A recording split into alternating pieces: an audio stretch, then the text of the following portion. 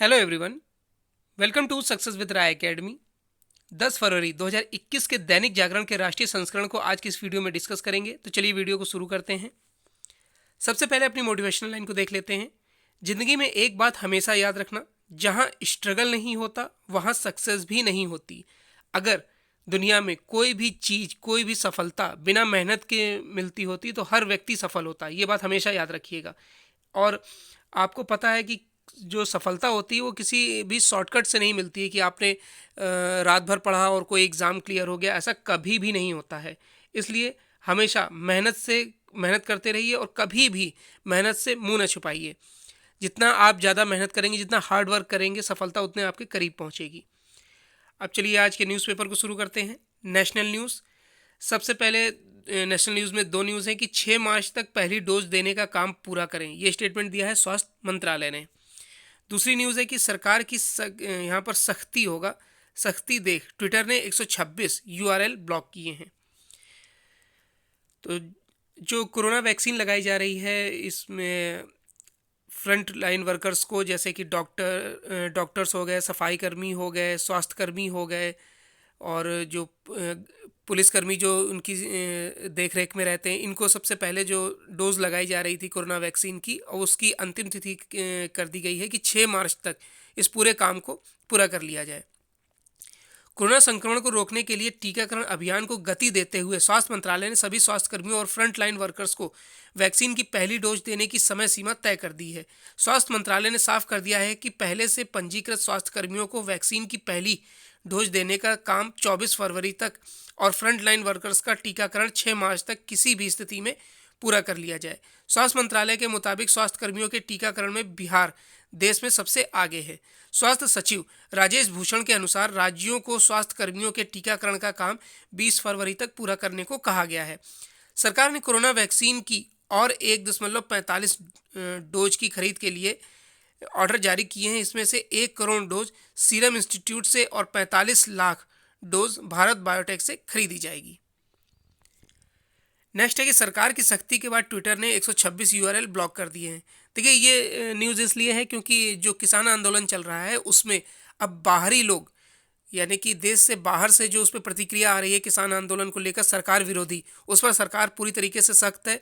अभी तक इंडिया में ही उसके खिलाफ एक बयानबाजी हो रही थी किसान आंदोलन के खिलाफ सरकार को लेकर, कि सरकार इसमें किसानों के साथ उचित नहीं कर रही है, उनके साथ गलत व्यवहार कर रही है, उनकी मंशा सही नहीं है, किसानों की आय दोगुनी नहीं होगी। इस पर ऐसे कई ट्वीट किए जा रहे थे। उसके बाद फिर विदेशों से भी इस पर ट्वीट किए जाने लगे थे। कमला हैरिस की भतीजी ने भी, जो उपराष्ट्रपति बनी है अमेरिका की, उनकी भतीजी ने भी इसमें ट्वीट किया था। उसके बाद से भारत सरकार ने सख्ती दिखाई थी ट्विटर को कि आप ऐसे ब्लॉग्स को हटाइए या ऐसे ट्वीट को हटाइए जो किसान आंदोलन के लिए किए गए हैं। सरकार की सख्ती देख आखिरकार ट्विटर हरकत में आ गया है। कंपनी ने 126 ऐसे यूआरएल ब्लॉक कर दिए हैं जो किसान आंदोलन की आड़ में भारत में हिंसा व उपद्रव को भड़काने के लिए किए जा रहे थे, ट्वीट के साथ शेयर किए जा रहे थे। हालांकि ट्विटर ने पूरी तरह से इलेक्ट्रॉनिक्स एवं सूचना प्रौद्योगिकी आईटी मंत्रालय के निर्देश के मुताबिक कार्रवाई नहीं की है। अभी भी भड़काऊ पोस्ट करने वाले कई ट्विटर अकाउंट सक्रिय हैं। भारत में ट्विटर के शीर्ष अधिकारी ने आईटी मंत्री रविशंकर प्रसाद से मुलाकात की, गुहार लगाई है। सूत्रों के मुताबिक ट्विटर के अधिकारी ने आईटी मंत्रालय के सचिव बात कर रहे हैं। अब है इंटरनेशनल पेज। इंटरनेशनल पेज में एक न्यूज़ है कि ट्रंप के खिलाफ महाभियोग की सुनवाई शुरू। देखिए, ट्रंप के खिलाफ ये एक साल में लगभग उनके कार्यकाल में दूसरी कार्रवाई होगी जब महाभियोग की कार्रवाई उन पर चलाई जाएगी। इससे पहले दिसंबर 2019 में चलाई गई थी ये कार्रवाई, जब उन पर यह आरोप लगा था कि वो विदेशी लोगों का साथ ले रहे हैं अगले चुनाव लड़ने के लिए। लेकिन उस पर जब इन पर महाभियोग लाया गया तो उस पर ये बरी हो गए थे। अब जब दोबारा महाभियोग इन पर लाया गया है, क्योंकि चुनाव नतीजे आने के बाद जब ये हार गए थे तो उस पर इन्होंने अपने समर्थकों को ट्वीट करके भड़काऊ पोस्ट डाले और उनको भड़काया कि आप संसद पर हमला करिए, ये चुनाव गलत हुए हैं, नतीजे गलत हैं। इस पर उनके जो समर्थकों ने संसद पर हमला किया था वो अमेरिकी इतिहास में सबसे शर्मनाक घटना के रूप में देखा जा रहा था, और वो भी एक राष्ट्रपति के द्वारा, क्योंकि उस समय ट्रंप का कार्यकाल चल रहा था। उसी लिए इन पर महाभियोग की कार्रवाई चलाई जा रही है। डोनाल्ड ट्रंप के खिलाफ दूसरे महाभियोग की सुनवाई मंगलवार को शुरू हुई। अध्यक्षता सुप्रीम कोर्ट के मुख्य न्यायाधीश जॉन रॉबर्ट्स की जगह वरिष्ठ सीनेटर पैट्रिक लिहाई कर रहे हैं। ट्रंप के खिलाफ संसद पर पिछले महीने की 6 तारीख को हुए हमले के लिए भीड़ को उकसाने का आरोप है। अमेरिकी संसद के निचले सदन प्रतिनिधि सभा ने पिछले महीने ट्रंप के खिलाफ महाभियोग प्रस्ताव को पारित किया था, लेकिन डेमोक्रेटिक सदस्यों की तरफ से लाए प्रस्ताव का सीनेट में पारित होना मुश्किल है, क्योंकि इसके लिए 2/3 बहुमत की जरूरत होती है, जबकि 100 सदस्यीय सीनेट में ट्रंप की पार्टी रिपब्लिकन और विपक्षी डेमोक्रेटिक पार्टी के 50-50 सदस्य हैं। नेक्स्ट पेज है हमारा बिजनेस पेज। बिजनेस पेज में 2 न्यूज़ हैं। सरकार ने घरेलू बाजार में कम सुरक्षित कारें बेचने वाली कंपनियों को चेताया है। कहा है कि निर्यात के लिए सुरक्षित कारें और देश के लिए घटिया निर्माण ये नहीं चलेगा। LIC IPO का 10% बीमा धारकों के लिए सुरक्षित है। दोनों न्यूज़ में क्या है, आइए आगे देखते हैं। केंद्र सरकार ने अधिकतर कार कंपनियों द्वारा जानबूझकर कम सुरक्षित वाहन बेचने पर गहरी नाराजगी जताई है। सड़क परिवहन एवं राजमार्ग मंत्रालय के सचिव गिरिधर अरमाने ने मंगलवार को कहा कि कार कंपनियां व्हीकल सेफ्टी रेटिंग्स सिस्टम नहीं अपना रही हैं। कुछ कंपनियां इन्हें अपना भी रही हैं तो वे कारों के टॉप मॉडल यानी सबसे अच्छे संस्करणों में ही इसका उपयोग कर रही हैं। बेस्ट या उससे ठीक ऊपर के कई बेस या उससे ऊपर के जो इतने भी मॉडल हैं ऐसे उसमें ऐसे इंतजाम नहीं देखे जाते हैं। यह एक अपराध के रूप में अब भारत सरकार इसे देखेगी। दूसरे देशों की तुलना में भारत में वाहनों के सुरक्षा मानकों पर खरा नहीं उतरने संबंधी खतरों पर अरमाने ने कहा कि कंपनियों को इसे गंभीरता से लेना होगा। ऑटो उद्योग की संस्था सियाम के एक कार्यक्रम में उन्होंने ऑटो कंपनियों से 2 टूक कहा कि वे ऐसी कारें बेचना बंद करें जिसमें सुरक्षा के पर्याप्त उपाय नहीं किए गए हैं। नेक्स्ट है, देश की सबसे बड़ी बीमा कंपनी भारतीय जीवन बीमा निगम के प्रस्तावित IPO का 10% यानी 10% तक हिस्सा बीमा धारकों के लिए सुरक्षित रखा जाएगा। वित्त मंत्री राज्य मंत्री अनुराग ठाकुर ने मंगलवार को राज्यसभा को बताया कि प्रारंभिक पब्लिक ऑफर लाने के बाद भी कंपनी का प्रबंधन और उसका मालिकाना हक सरकार के हाथों में ही रहेगा ताकि बीमा धारकों के हित सुरक्षित रहें। वित्त विधेयक 2021-22 में यह प्रस्ताव है कि LIC IPO के कुल आकार का 10% तक हिस्सा स्पर्धात्मक आधार पर बीमा धारकों के लिए सुरक्षित रखा जाए। पिछले सप्ताह सोमवार को पेश बजट में वित्त मंत्री निर्मला सीतारमण ने कहा कि LIC का IPO 1 अप्रैल से शुरू हो रहे हैं वित्त वर्ष में लॉन्च कर दिया जाएगा। इसके लिए LIC संशोधन कानून को वित्त विधेयक का हिस्सा बनाया गया है। नेक्स्ट पेज है हमारा एडिटोरियल पेज। एडिटोरियल पेज में 3 आर्टिकल हैं। पहला आर्टिकल है, हिमालय से मिली एक और चेतावनी। यदि हिमालय के मूल स्वभाव पर ध्यान नहीं दिया गया तो चमोली जैसे हादसों की पुनरावृत्ति होती रहेगी। इसी पर लिखा गया है यह आर्टिकल, और आर्टिकल लिखा है गंगा टुडे ट्रस्ट के न्यासी एवं आर्थिक मामलों के विशेषज्ञ भरत झुंझुनवाला द्वारा। दूसरा आर्टिकल है, झूठ के सहारे टिका आंदोलन। यह दुष्प्रचार के अलावा और कुछ नहीं है कि सरकार किसान नेताओं के समक्ष झुकने को तैयार नहीं है। हालांकि ये आर्टिकल कई बार डिस्कस हो चुका है, इसलिए हम आज इस आर्टिकल को डिस्कस नहीं करेंगे। तीसरा आर्टिकल है, विकास और पर्यावरण। जिस तरीके से चमोली में घटना घटित हुई है, लोग विकास तो चाहते हैं लेकिन पर्यावरण के साथ खिलवाड़ करके विकास करना ये ठीक नहीं है। इसी पर लिखा गया है आर्टिकल। तो पहले आर्टिकल से शुरू करते हैं।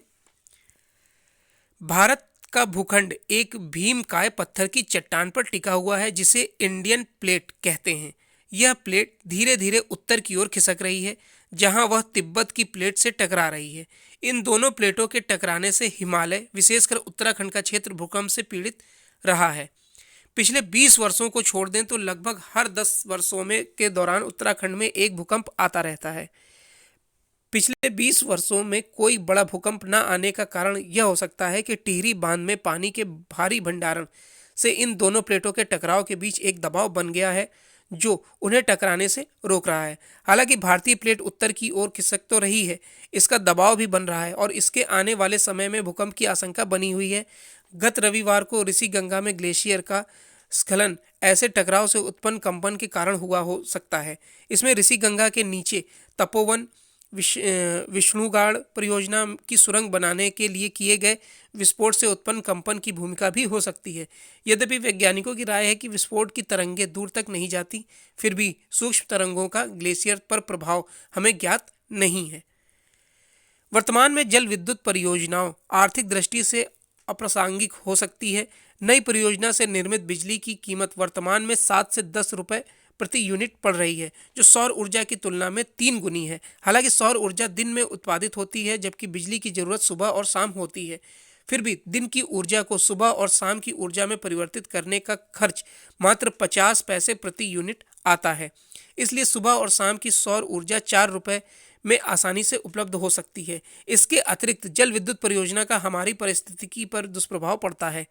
National environment engineering research institute Nagpur के अनुसार यमुना और नर्मदा की तुलना में गंगा में फाज नाम के वायरस 10 गुना अधिक पाए जाते हैं। इसमें रोगनाशक क्षमता होती है। गंगा में पानी में तांबा और रेडियोधर्मी थोरियम भी पाया जाता है, जो कीटाणुओं को नष्ट करते हैं। गंगा में ये विशेष गुण पानी के पत्थरों से रगड़कर बहने से उत्पन्न होते हैं। जल विद्युत परियोजनाओं से गंगा के पानी का पत्थरों के साथ घर्षण समाप्त होता है और मछलियों की आवाजाही भी बाधित होती है। आश्चर्य है कि प्रकृति का गुणगान करने वाली भारतीय संस्कृति गंगा जैसी पवित्र नदी के मुक्त बहाव की बाधित कर रही है, और भोगवादी कहलाने वाली अमेरिकी संस्कृति ने वाइल्ड एंड सीनिक एक्ट बनाया है।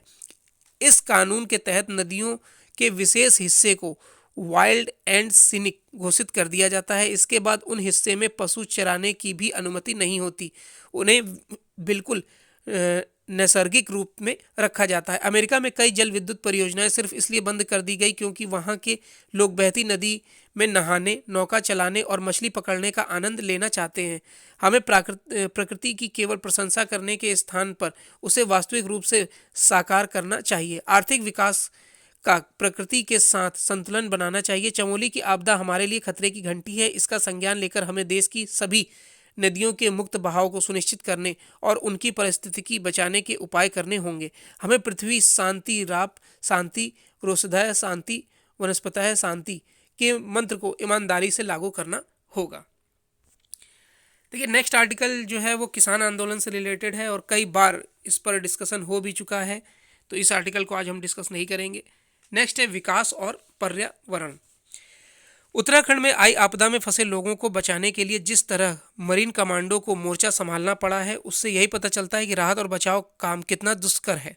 उम्मीद की जाती है कि तमाम मुश्किलों के बाद भी संकट मोचक बल जल विद्युत परियोजना की सुरंग में फंसे लोगों को बचाने में समर्थ होंगे। लेकिन आवश्यक केवल यह नहीं है कि इन लोगों को बचाने में कोई कसर न रहे, बल्कि यह भी है कि उन कारणों के तह तक वास्तव में जाया जाए जिनके चलते यह आपदा आई है। यह आपदा यही इंगित करती है कि 2013 में केदारनाथ की उस भीषण त्रासदी से जरूरी सबक नहीं लिए गए, जिसमें सैकड़ों लोग मारे गए थे। कायदे से तभी इसका पता लगाया जाना चाहिए था जब ग्लेशियर ग्लोबल वार्मिंग से प्रभावित हो रहे थे या नहीं। यह ठीक नहीं है कि ग्लेशियरों की प्रकृति का अध्ययन करने के लिए जो पहल हुई थी वह आगे नहीं बढ़ सकी। कम से कम अब तो यह पहल को आगे बढ़ाया ही जाना चाहिए ताकि ग्लेशियरों की गतिविधियों का सटीक आकलन किया जा सके। इसके साथ ही इसका भी आकलन किया जाना चाहिए कि उत्तराखंड में चल रही विभिन्न जल विद्युत परियोजना चमोली सरीखी अनहोनी का सामना करने में कितनी समर्थ है। तो ये एडिटोरियल पेज के 3 आर्टिकल थे। अब नेक्स्ट पेज है स्पोर्ट्स पेज। स्पोर्ट्स पेज में एक न्यूज़ है कि विराट के गलत फैसलों से टीम इंडिया फर्श पर। कप्तान विराट कोहली के गलत फैसलों का खामियाजा एक बार फिर टीम इंडिया को भुगतना पड़ा है और उसे चेन्नई में इंग्लैंड के खिलाफ 4 मैचों की सीरीज में खेले गए पहले टेस्ट मैच में 227 रन की शर्मनाक हार का सामना करना पड़ा।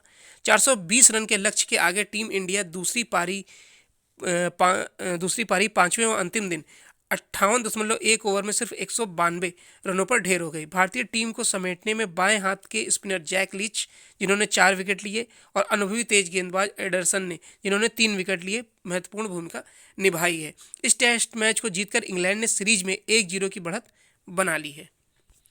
तो ये आज का यानी कि 10 फरवरी 2021 का दैनिक जागरण का राष्ट्रीय संस्करण था। आई होप आपको वीडियो अच्छा लगा होगा। अगर आपको वीडियो अच्छा लगा तो लाइक और शेयर कर दीजिएगा। वीडियो देखने के लिए धन्यवाद।